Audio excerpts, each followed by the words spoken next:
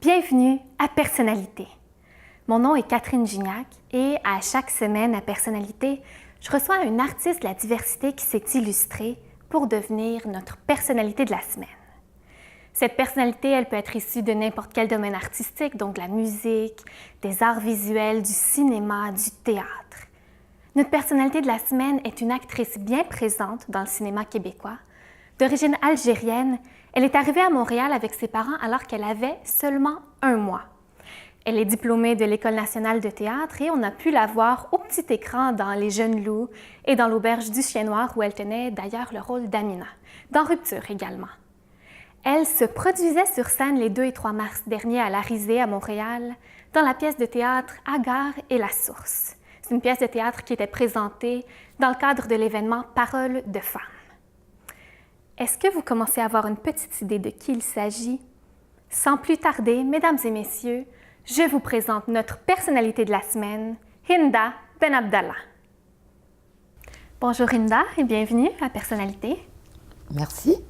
J'aimerais qu'on parle de ton parcours pour commencer. C'est un assez grand parcours. Comment c'est né ton intérêt pour le théâtre et pour le cinéma? En fait, quand j'étais petite, je voulais devenir clown pendant longtemps. Ah oui! Longtemps. Puis, par la suite, j'ai commencé à faire de la danse, ballet jazz, donc j'ai voulu devenir danseuse. Ah puis, oui, OK. De fil en aiguille, arrivé plus proche de la vingtaine, presque, j'ai décidé de faire mes auditions à l'École nationale de théâtre. OK. Donc, tu as décidé de laisser tomber la danse, puis de te diriger vers le théâtre. J'ai arrêté la danse quand même un peu plus tôt. Puis au cégep, j'ai commencé à faire aussi de l'impro. OK. Donc, c'est par l'impro, finalement, que tranquillement, j'ai fait « Ah oui, le théâtre, ça me semble intéressant. » Fait que du coup, j'ai eu des gens autour de moi qui m'ont quand même conseillé fortement d'aller auditionner. Ah oui? Fait que du coup, je suis allée auditionner. Puis, tu as été sélectionnée à ta première audition. Oui. J'ai été prise. J'étais quand même déjà avancée. Là. J'avais, je pense, 24 ans quand je suis rentrée. OK. Donc, tu avais déjà fait beaucoup de théâtre, plusieurs pièces de théâtre? Non, pas tant. En fait, j'avais fait des petites pièces, mais plus de rue, des petites troupes dans des petits cafés, des choses comme ça. OK. Mais là, c'était vraiment de rentrer dans la grande école. C'est sûr que là, ça faisait comme complètement différent. Ça devait être un rêve pour toi? Oui. Oui, hein? Je suis quand même la génération Flashdance, alors on ne peut pas passer à côté. Flashdance, c'était la grande école de danse à l'époque. Le film où elle montait les marches, puis finalement, elle finissait par aller passer ses auditions. C'était un peu le même principe, version théâtre. OK. Qu'est-ce qui te passionne autant dans le théâtre? C'est sûr que de pouvoir vivre différentes choses, c'est évidemment ce qui interpelle le plus. Okay. Mais je pense aussi qu'il y a beaucoup dans la parole de pouvoir parler aux gens à travers le théâtre. C'est super important pour moi. OK. Donc, tu as fait l'École nationale de théâtre, mais j'aimerais mentionner que quand tu es arrivée à Montréal, tu avais seulement 1 mois. Donc, tu ne parles pas arabe, même si tes parents sont algériens. Ta langue maternelle, c'est le français. Et pourtant, après l'École nationale, tu as eu beaucoup de difficultés à trouver des rôles qui n'étaient pas liés à ton ethnicité. En fait, je dirais que j'ai comme réalisé que j'étais une ethnie quand je suis arrivée sur le marché du travail. Ah oui? Parce que plus jeune, vraiment très jeune, oui, j'ai senti un peu que j'étais différente parce que j'avais les cheveux frisés, etc. Puis à l'époque, il n'y en avait pas beaucoup sur le plateau des Algériens, surtout dans les années fin 70, c'était pas... Mais très vite, je me suis quand même adaptée. Et puis, quand je suis arrivée sur le marché du travail, tout d'un coup, on m'appelait pour des rôles d'Algérienne, de femmes voilées. Et là, ça devenait... Pour moi, c'était vraiment un rôle de composition. J'avais des parents qui étaient arrivés ici très, très jeunes, qui arrivaient aussi d'une Algérie qui n'est pas du tout celle de maintenant. C'est-à-dire que c'était une Algérie assez libérale, En plus, ma mère avait beaucoup vécu aussi en France. Elle faisait beaucoup d'allers-retours. Mon père avait beaucoup voyagé parce qu'il était un sportif qui représentait l'Algérie, d'une équipe, l'équipe algérienne de handball. Donc, il avait quand même beaucoup voyagé. C'était des parents qui étaient assez libres, enfin, qui étaient... Alors, c'est sûr que pour moi, tout d'un coup, de me retrouver à faire une femme voilée, ben, c'était un rôle de composition. Oui. Et c'est devenu un rôle, finalement, que j'ai fait et refait plusieurs fois. Ouais. Mais ça a dû te surprendre? Je dirais que dans les premiers temps, à ma sortie de l'école, j'étais essentiellement en colère. Oh, OK. J'avais vraiment l'impression tout d'un coup, c'était comme une claque d'en face. C'est comme me faire dire « Wow, t'es pas vraiment d'ici. » Même si j'avais toujours été ici. Puis t'as l'accent québécois en plus. Puis selon moi, t'as pas de traits vraiment très prononcés. Donc je trouve ça quand même étonnant. Bien, en fait, oui, j'ai pas de traits prononcés. C'est-à-dire que oui, parce que je suis plus de la branche des Berbères. Donc oui, j'ai un faciès qui n'est pas nécessairement arabe, mais j'ai un faciès berbère quand même. Ceux qui connaissent bien cette population reconnaissent en moi tout de suite mes traits. Mais au niveau culturel, au niveau de la langue, c'est sûr que je me retrouve pas, je me reconnais pas là-dedans. Ça a dû te faire de la peine parce que c'était un rêve pour toi de devenir actrice et tout ça. Puis une fois que tu as réussi l'école, tu as passé les auditions, tu es passé à travers, puis d'avoir de la difficulté. Déjà à l'école, on m'avait dit tu vas te retrouver confrontée à ça, puis j'y croyais pas vraiment en fait. J'avais l'impression non, Superwoman, il n'y en a pas de problème. Puis en fait, non, en fait finalement, quand je me suis retrouvée sur le marché du travail, effectivement, c'était pour ça qu'on m'appelait. Heureusement qu'en parallèle, j'ai fait beaucoup de théâtre d'intervention, du théâtre forum. Et pour une compagnie qui s'appelle Mise au jeu, qui s'appelait, parce que récemment, elle a fermé ses portes, mais elle a opéré pendant 20 ans, 25 ans. Donc, cette compagnie-là, avec elle, je pouvais me permettre de faire une vieille dame de 60 ans à Saint-Jérôme. Je faisais vraiment toutes sortes d'affaires, ce qui m'a permis quand même de m'accomplir en tant que comédienne. OK. Mais c'est sûr qu'à la télé, c'est autre chose, parce qu'il y a une certaine réalité. On peut pas trop... Ouais, je sais pas trop. Tu sais, on parle de la réalité québécoise, mais en parallèle, bon, c'est sûr que Montréal n'est pas représentatif de la région, mais ça reste que il y a une réalité qui est peu vue sur nos écrans des immigrants qui se sont bien intégrés. Parce que c'est une réalité, je veux dire, la diversité, elle existe, elle est très présente. De plus en plus, comment est-ce qu'on peut expliquer qu'encore aujourd'hui, elle soit sous-représentée à la télévision? Bien, je pense qu'il y a beaucoup de peur, beaucoup de crainte de choquer. Je trouve ça dommage parce que dans la réalité, moi, pour beaucoup bouger en région, les gens reviennent souvent là-dessus en me disant « Ah, mais là, tu pourrais faire n'importe quoi. » Ben oui, je sais, peut-être. C'est pas à moi qu'il faut le dire. Donc, mais je pense que c'est beaucoup de la crainte de la part des producteurs ou des réalisateurs, je sais pas. En fait, est-ce que c'est vraiment une prise de risque pour les producteurs de mettre à l'écran des gens? Justement, moi, personnellement, je pense pas, mais... mais ça reste que c'est comme ça qu'ils l'envisagent, du moins c'est ce que je ressens. Je pense qu'il y a vraiment possibilité d'amener les gens à voir au-delà de juste le faciès. Ouais. Surtout que au Québec, on a quand même une grande richesse avec cette diversité, je pense. Et puis dans tous les métiers dans lesquels on a affaire, nous, en tant que clients ou en tant que patients, on rencontre toutes sortes de gens qui viennent de n'importe où, enfin de partout, plutôt que de n'importe où, qui viennent de partout. Et ça ne nous choque pas. Donc, et puis, on voit aussi des femmes voilées qui sont très heureuses d'être voilées et qui sont très à l'aise de discuter, qui peuvent être très drôles aussi, qui peuvent être sympathiques, me semble. Ben oui, pourquoi pas. Mais c'est fréquent qu'à la télé, elles se font plus battre, elles ont une vie plus compliquée, plus...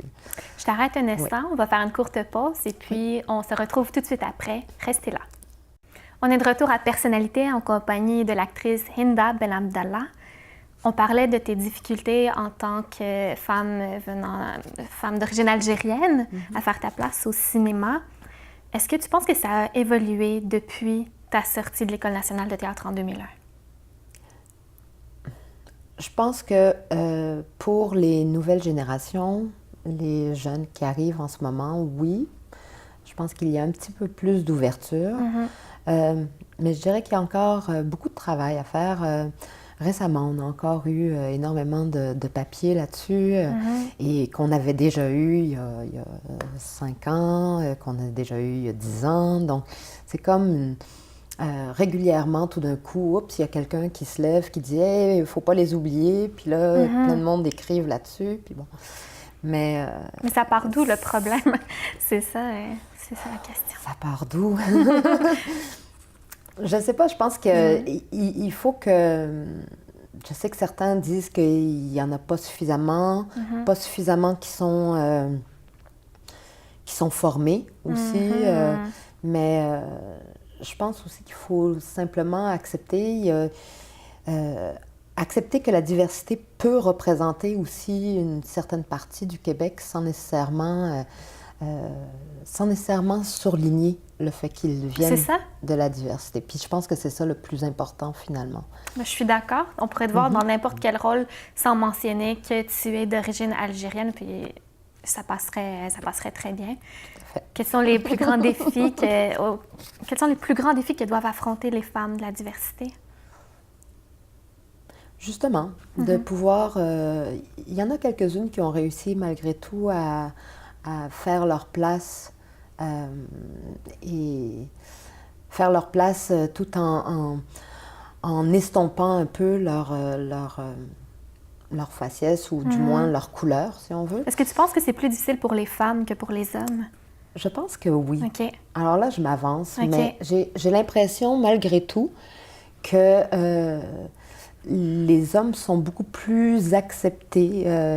Les minorités visibles masculines sont plus acceptées que les femmes. Les femmes sont plus stéréotypées que les hommes. Mais j'ai connu aussi, j'ai des amis aussi qui ont des difficultés à travailler ou qui sont encore appelés pour faire l'haïtien, pour faire l'arabe, le batteur de femmes. Donc, c'est encore ça. Oui, je pense que ça reste quand même... ça reste pas facile pour personne. Tu as quand même eu des très beaux rôles. Est-ce qu'il y a un rôle qui a changé ta vie? Bien, changer ma vie... je peux pas dire changer ma vie, mais il y a... Dans mon jeu, c'est relativement récent. J'ai joué dans un mémoire création au niveau, à l'UQAM, au niveau de la maîtrise de Julien Blais. Et c'était un personnage qui était complètement à l'opposé de tout ce que j'avais fait jusqu'à présent. Donc, il y avait quelque chose de très clownesque dans ce personnage-là. C'était une adaptation d'une pièce de Ionesco, donc on était vraiment dans le monde de l'absurde. Et il y avait une espèce de folie dans laquelle on ne m'avait jamais amenée. Ne serait-ce que parce que, oui, effectivement, je fais toujours les femmes algériennes, etc., voilées. Mais même au théâtre, je n'avais pas eu cette opportunité-là. Donc là, je me suis retrouvée projetée dans un personnage qui est complètement explosé. Et ça m'a vraiment fait du bien. Ça t'a fait sortir de ta zone de confort? Oui, totalement, totalement.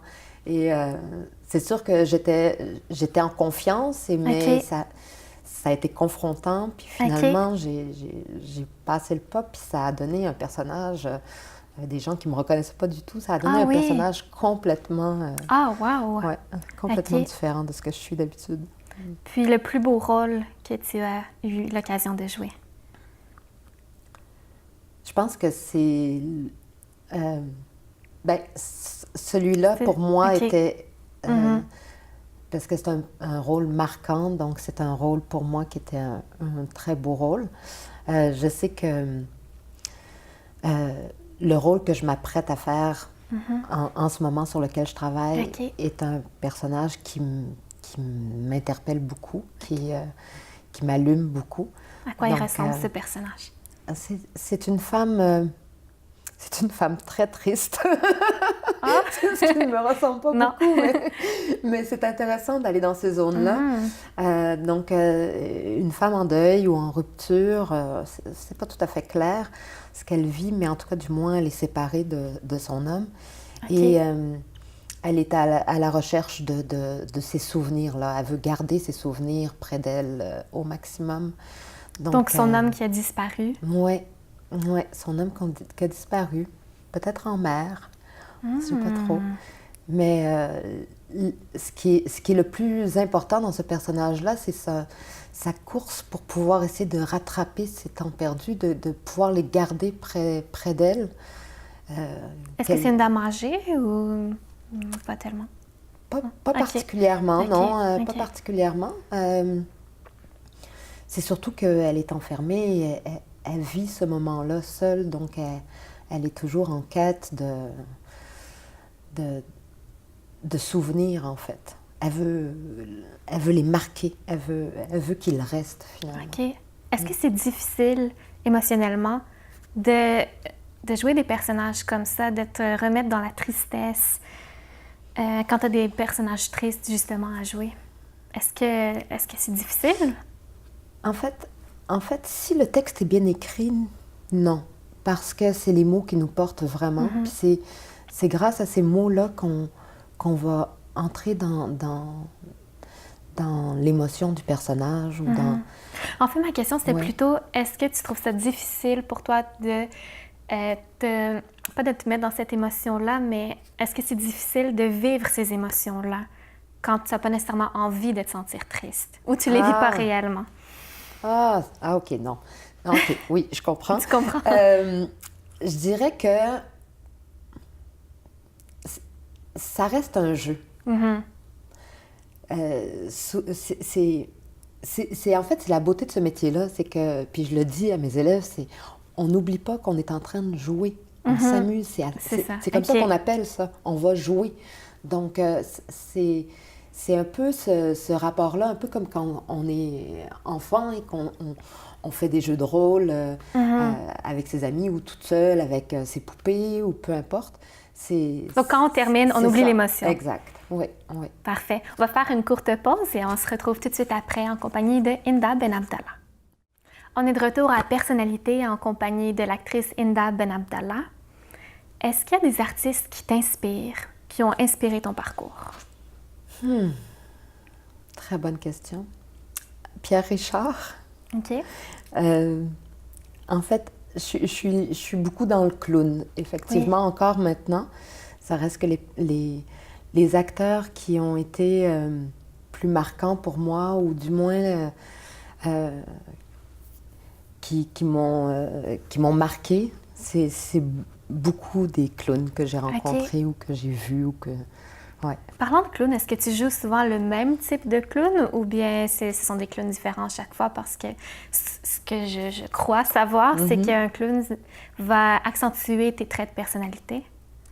Oui, c'est souvent une caricature. On part souvent de soi. Je ne suis pas clown. Non. Donc, c'est sûr que je l'ai étudié un peu, puis ça fait partie des éléments que j'aime beaucoup. Donc, ça m'attire beaucoup, mais effectivement, on part beaucoup de soi pour créer son propre clown. Puis une fois qu'on l'a, c'est pas mal celui-là qu'on garde. C'est rare qu'on va changer de clown.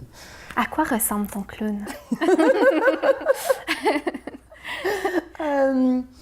Je dirais que taquine, souriante, naïve. Ouais, ça, c'est beaucoup Gaston Lagaffe. Très Gaston Lagaffe, qui s'enfarge facilement, qui bégaye, tout ça, oui.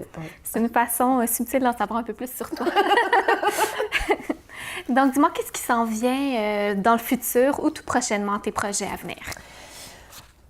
Justement, le personnage dont je parlais tout à l'heure, c'est une pièce de théâtre qu'on va jouer. C'est un monologue, en fait, au Théâtre La Chapelle dans la semaine du 8 mai. OK.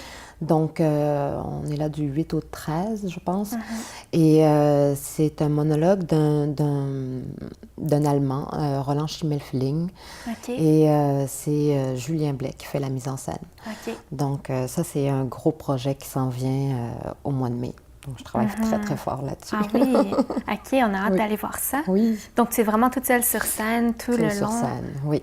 OK. Seule avec moi-même à me questionner sur ma vie. Ah oui! OK. Ben, oui. Ça doit être... c'est poétique un peu? Poétique, oui. Beaucoup, on travaille beaucoup avec la vidéo aussi. OK. Le son, la vidéo est très, très présente, donc font partie intégrale OK. du spectacle. Ouais. Ouais. Et quel serait ton plus grand rêve? Mon plus grand rêve en tant que comédienne. Peu importe, en tant qu'Inda ou en tant que comédienne. Ok. En tant que comédienne, j'aimerais jouer quelque chose qui est plus sale, plus... Ah oui? Je suis souvent de bonne humeur et souriante Ok. dans mes personnages. Oui. Ou femme voilée, mais qui est victime. Mais j'aimerais faire un personnage plus fonceur, qui est pas nécessairement gentil. OK. Ça, j'aimerais beaucoup. Un personnage... Ouais. T'as jamais eu l'occasion de jouer ce type de personnage, non? Non. Une méchante, non. Et puis cuisiner, partir mon petit bistrot, ça Ah serait oui! mon idéal. Ah, ça, c'est une autre de tes passions? Oui, OK. ça fait partie de mes grandes passions. La cuisine et jouer, c'est pas mal les deux Ok. choses les plus importantes dans ma vie. Ah oui. Mais Ouais. tu es aussi enseignante. Je suis aussi enseignante, oui. Ok. J'enseigne au secondaire l'art dramatique, j'enseigne aussi au primaire.